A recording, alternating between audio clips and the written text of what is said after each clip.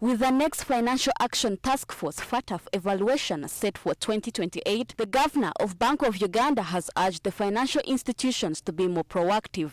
Despite central bank reforms to keep Uganda off the grey list, some risks have emerged, among which include the increasing virtual assets which are prone to financial crimes. We need to complete money laundering, terrorism financing risk assessments. So conducting risk assessments for legal persons and arrangements, establishing beneficial ownership registers, enabling access to these registers by the relevant law enforcement agencies. Is there evidence that we have done that since we came out of the grey list? I won't believe come 2028, they might ask for some of these records. Do we have them?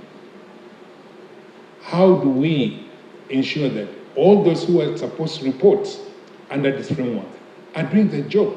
Because if one sector does not do its job, it can affect the entire regime of the country. Key to note, the 2023 National Risk Assessment highlighted that cyber crimes are the biggest contributors to money laundering. There are some, of course, people that are innovating for completely wrong reasons. Theirs is to process transactions that are done without going through the normal systems of screening.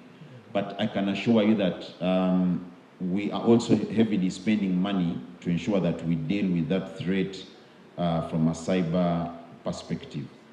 So in terms of being able to make sure that we reduce the risk of cybercrime against ourselves as individuals, as well as institutions, we need to make sure that we follow good cyber hygiene.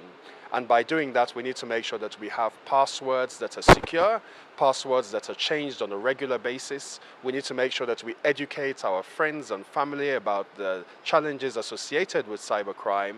While Uganda was removed from the FATF grey list last year, experts warn that many African countries that leave this list immediately get back onto it in the next cycle. Could that be the same for Uganda? Ronah Nahabwe, NTV Business.